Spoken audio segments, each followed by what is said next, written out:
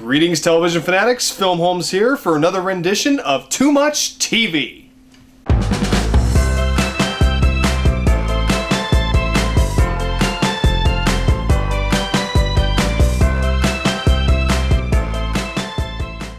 So season 3 of a particular show is coming out here in just a few days, actually. Maybe even tomorrow, whenever this video comes up. And I finally finished season 2. And I couldn't wait for it to get on Netflix. I knew I'd run out of time, so I actually bought the Blu-ray when it came out. Because the first season I love just so goddamn much. And the series I'm talking to is the hit series about Gotham, ironically named Gotham. Seasons 1 and 2. Like I said, season 3 is coming up. I can't wait. I'm excited, which I guess kind of spoils my thoughts for the first 2 seasons. Of course I like it. Otherwise, why would I keep fucking watching it? But I'm going to quickly just go over the first 2 seasons, what I thought about them, give them some ratings, because I love talking about this show. So let's start with the first season of Gotham.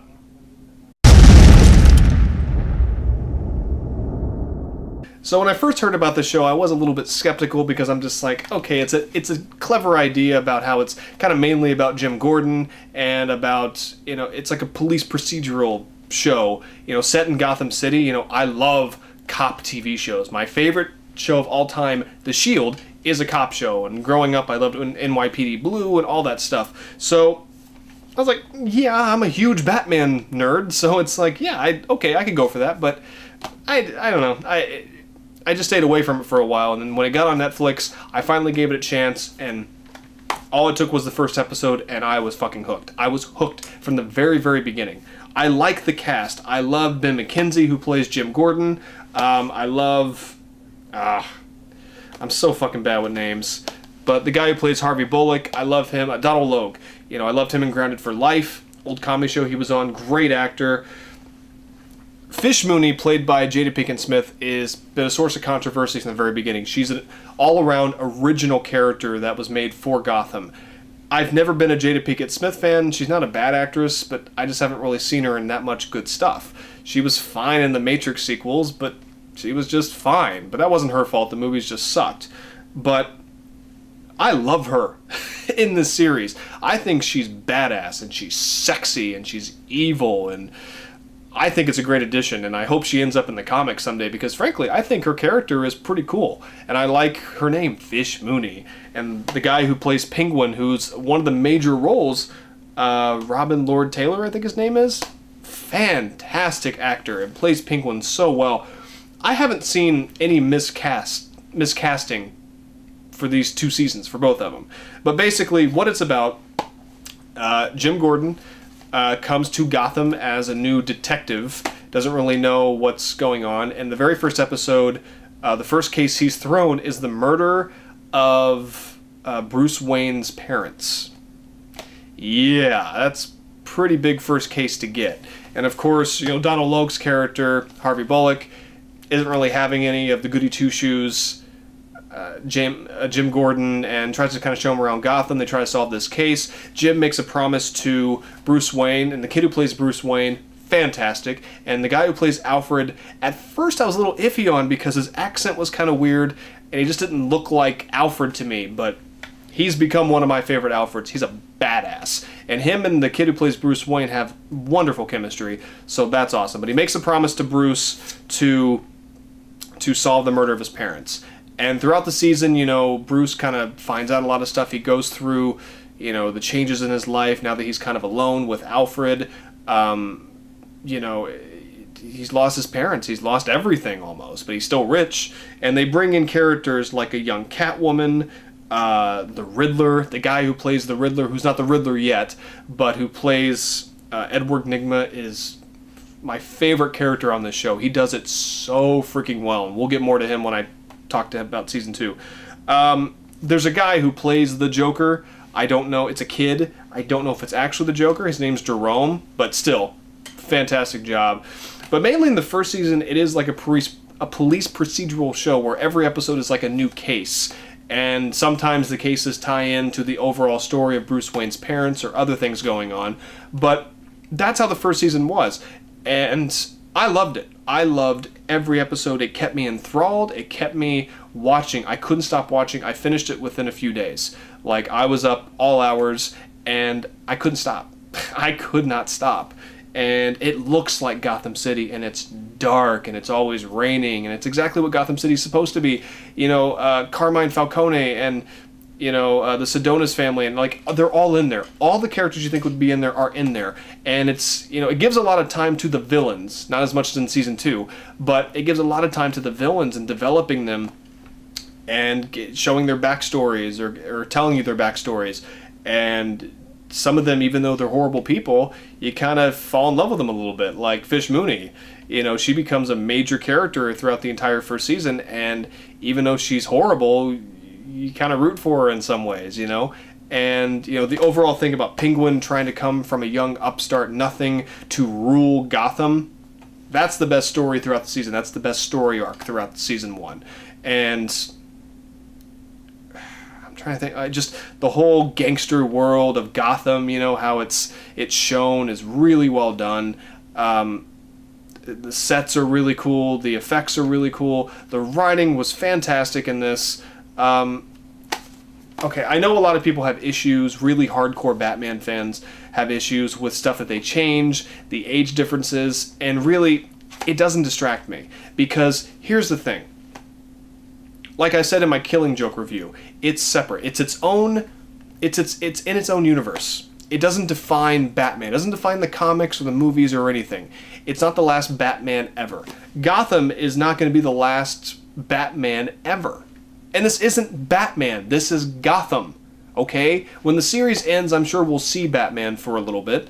But it's not about Batman. It's about Bruce Wayne. It's about Jim Gordon. His relationship in this one, too, with Barbara Keene, who eventually becomes Barbara Gordon. I think they may change it. But, you know, and a beautiful actress, wonderful actress. And a lot of people were pissed off at what they did with her character in the show. I loved it. I didn't see it coming. It was different, and it changed everything. And it happens towards the end of the season, but it's awesome. And then it also introduces Lee, played by Marina Baccarin from Firefly fame, who I love to death, and she's great in the show, too. Plays a doctor who works at the police station and kind of a love interest for Jim in a way, and that's all I'll say. And the two of them, the two actors in real life, fell in love and had a kid, and that's pretty cool. But the show is just great. I mean, from episode 1 to episode 22, it's enthralling, it's engaging, and I never got bored. I didn't feel like there was a lot of filler. Every episode felt like it meant something, and the writing was top-notch, and I thought it was a brilliant first season for this new show. And I thought it did the Batman universe justice. But to go back to the point I was making, it's its own separate thing. Everything in Batman, there's so many different Batman comics and movies, it's its own separate thing. So if they have to change some shit, which they did in this, okay, and they do in Season 2, and they will in Season 3, they have to come up with new stuff. They can't just rehash all the shit that's been done before. The ages may not match up. Who fucking cares? Either you enjoy the show or you don't. Judge it for being a good show or a shitty show. And this is far from a shitty show, okay? Just leave your whole Batman, hardcore Batman mind behind, and if you can watch it and enjoy it, do. If you watch it and hate it, then hate it. Fine, but don't use that fucking argument, well, it's not like the comics, or they changed too much, shit doesn't match up. Every TV show, especially about comics, there are continuity errors and continuity that just makes no sense, okay? Get over it. And if this show sucked, I would say that it sucked, but it far from that, okay? It may not be for everybody, but I loved it. Season 1 of Gotham, I give 4.5 out of 5. Easy. It's far from it's not perfect. I can't think of really anything I didn't like. I'm sure there was, but it's nothing that stuck with me, obviously. But this was a brilliant freshman year for this show. And next we're going to move on to the newest season to be released on Blu-ray, if you can find it. Season 2 of Gotham. Let's take a look. I was so excited to get my hands on this, and I couldn't wait for it to get on Netflix, so I bought it. And this was called The Rise of the Villains. And I'm surprised that they went there so quick. The whole police procedural episodic, police show that they were doing in Season 1 is now gone. And I was a little disappointed when I heard that because I liked it. But you know what? They did a great job. Like in the beginning of the season, something, the way season 1 ended with Bruce and Alfred, they get into that at the very beginning, and it's cool to see that, and it's a whole story arc over the season. And it's done really well. And then this new guy coming in, Gallivant, to become mayor. Of course, he's evil. There's no spoilers. You know he's evil. And his crime organization, that story takes up mainly the majority of the season. And it affects Jim Gordon. And Jim Gordon goes through so many different changes in this. And he does some things that I'm sure piss a lot of fans off, because it went to some very dark places for Jim Gordon. Places that we never thought he would go, but to me they make sense, because he did things that he will never as a cop do again. He won't do it. I was so happy it introduced Michael Chiklis, who is, I think I said it before, my favorite all-time show is The Shield, or at least dramatic show.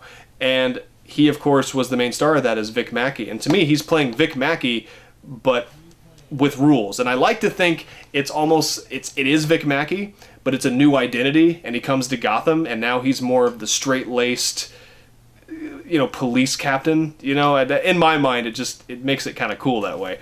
But, Penguin, his character evolves, and shit happens to him. It's done so well. Catwoman, Barbara Keene, to see where she ends up and how she goes throughout the season. Some of my favorite stuff. The Gallivant storyline is awesome. The stuff with Bruce, how he's changing, how he's trying to change his life, how he's trying to learn because he knows one day he's going to do something, and Alfred helping him, that stuff is great too. And from the very beginning, I was just completely into this, and I loved it. And to me, it is a little bit better than Season 2, mainly because they do introduce so many new villains. I mean, Edward Nygma doesn't become the Riddler, but that's all that I'll say. Hugo Strange, I didn't expect to see him. Victor Freeze, which I think they changed it to where it's not Freeze, it's like Fries.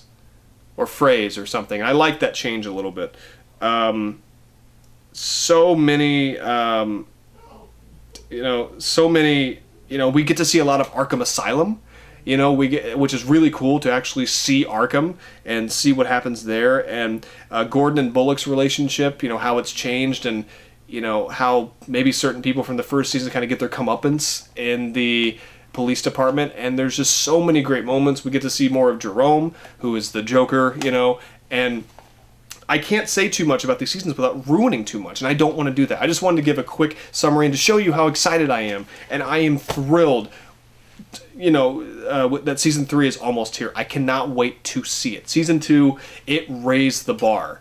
To me, it's on par with Season 1, but it's got so much in it, it's just a little bit better. Even though they changed the episode formula, it raised the bar for the entire series, and I appreciate it for that. So, and the way that it ended, there are so many questions, it's like, fuck, where are they going? And I cannot wait. But Season 2, just like Season 1, I give a 4.5 out of 5.